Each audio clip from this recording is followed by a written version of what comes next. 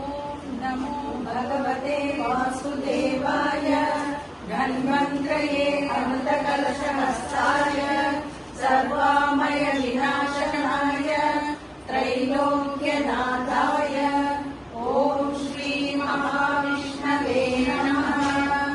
ओम नमो भगवते वासुदेवाय धन्वन्त्रये अमृतकलशहस्ताय सर्वामय विनाशनाय त्रैलोक्यनाथाय ओम श्री महाविष्णवे नमः। ओम नमो भगवते वासुदेवाय धन्वन्त्रये अमृतकलशहस्ताय सर्वामय विनाशनाय त्रैलोक्यनाथाय